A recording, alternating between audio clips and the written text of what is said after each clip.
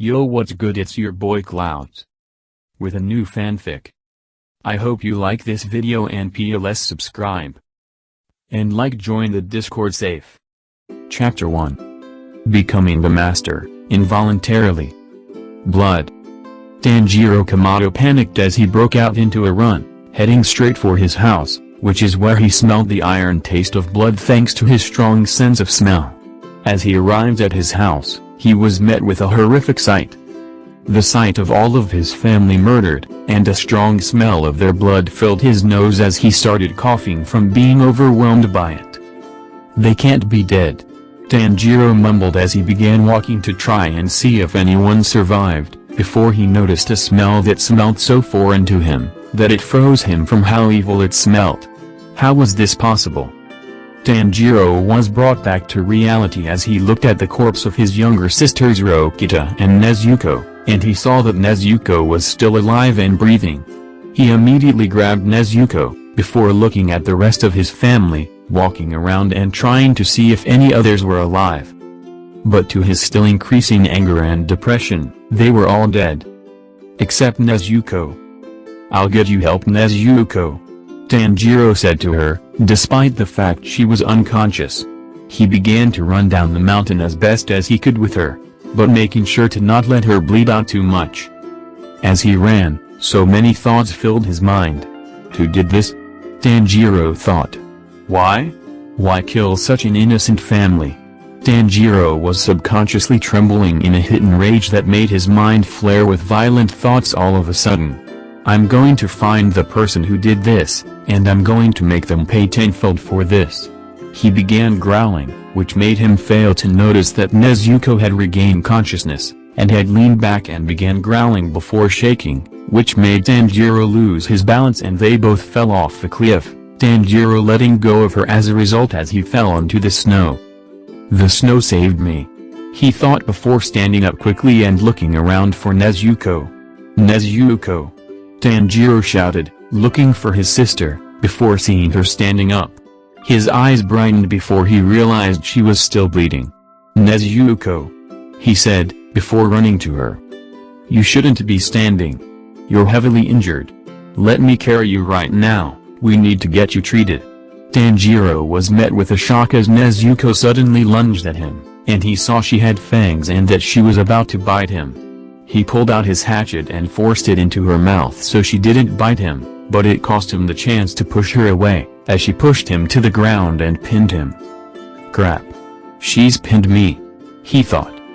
She was clearly aiming to bite him based off of how she kept her teeth bared like that of a dog, and she kept him pinned down so he couldn't escape.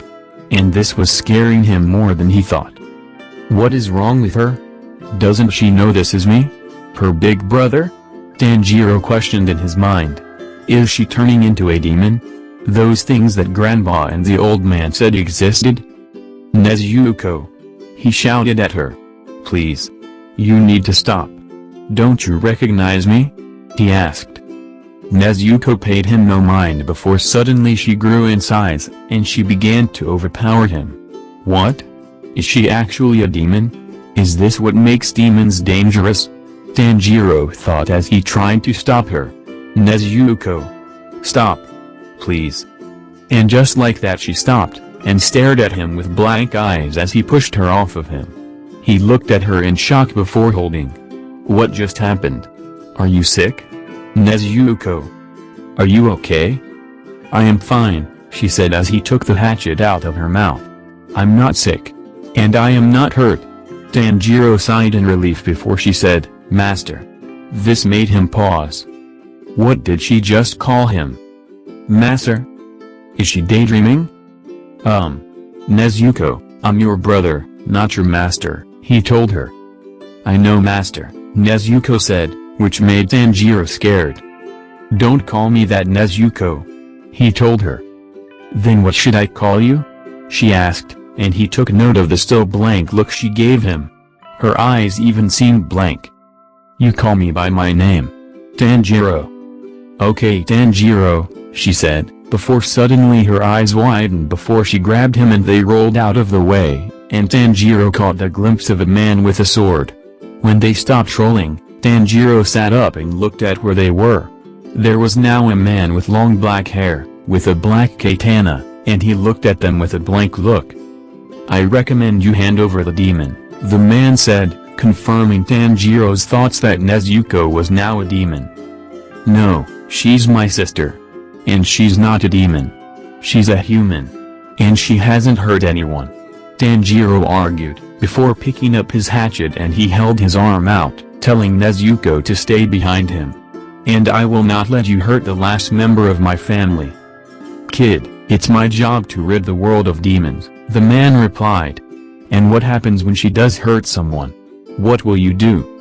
"Well, she won't hurt anyone. I'll make sure of that," Tanjiro said. "Isn't that right, Nezuko?" he asked his sister, looking at her. "I won't hurt anyone unless Master Tanjiro orders me to," Nezuko said. "It's just Tanjiro. I'm not your master, I am your brother," Tanjiro shouted at her. He looked at the man, who looked a bit shocked, but not enough for it to seem more than surprised about what his sister said. But the man was even more surprised than he let on. Is this what you were talking about, Master Urakadaki?" the man thought. "Did he tame his sister? And is this the reincarnation of the demon Tamer?" "A long time ago." "Master, what is it that you wished to talk to me about?" a younger Ja asked his master, Tsukunji Urakadaki, who was still wearing his Tengu mask. "There is a story I wish to share with you. A very impressive story that we hope will repeat itself in a generation of demon slayers," the trainer said.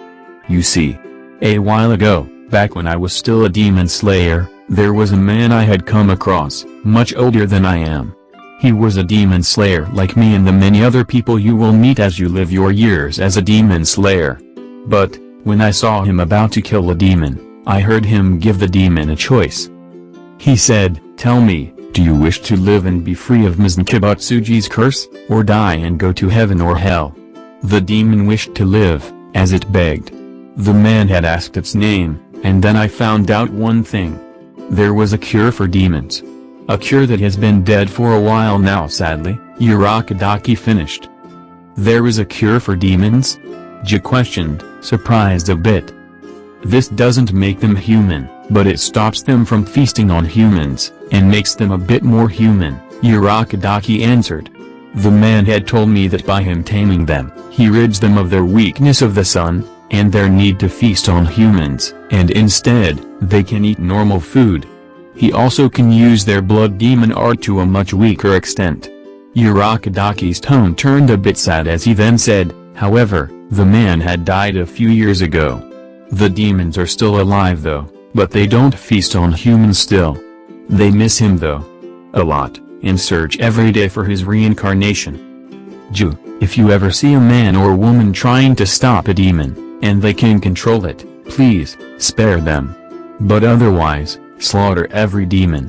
We can't let them consume our world." Ju was silent as he processed this information, before Urakadaki shouted, "Well, what are you doing here still? You aren't done training yet." "The present. Now please. Let my sister go," Tanjiro begged. Ju made a tear-scaling sound. "Why don't you make me?" Ju said, still not believing the story to be true, and not believing that the reincarnation of the demon Tamer was just some teenager. Tanjiro wasn't sure what he needed to do. He knew nothing. Not how to fight, not how to counter, and not how to do this without getting hurt. But, he gripped the handle of his hatchet. "I can do this," Tanjiro muttered. He held the axe, before running forward, planning a basic swing. Ja saw through this and countered with his sword each time. "Pathetic," Ja said before kicking Tanjiro in the gut, making Tanjiro gasp for air. Nezuko, whose eyes widened at the fact her brother got hit, grew hostile as she elbowed Ju in the gut, and he coughed up some blood and she got out of his grip before going to Tanjiro. "Don't hurt my brother," Nezuko growled as she glared at Ju. "Damn, I think she broke one of my ribs," Ju thought as he clutched the right side of his stomach. It could be possible. But it can't be. Ju dashed forward with his sword, aiming to take off both of their heads at once. Then he saw it in the boy's eyes. A bitterly cold, unadulterated rage from realizing what was about to come. As Ji's sword swung, he heard it break as Tanjiro appeared and stopped it with his right arm, the sword breaking from coming in contact with the skins of Tanjiro's arm. And then Ji saw the thing that made him believe about the demon Tamer. Tanjiro then punched Ji in the stomach, and Ji was sent a bit away, clutching his ribs again as he coughed up blood while looking at the snow on the ground. Ji looked up, and he looked at Tanjiro, who suddenly had metallic markings on his arms that went up to his elbow, but stopped there. Ji then believed as he recited a line from Urakadaki's story, one that he said right after Ji was told the story from a former Hashira of the Demon Slayer Corps.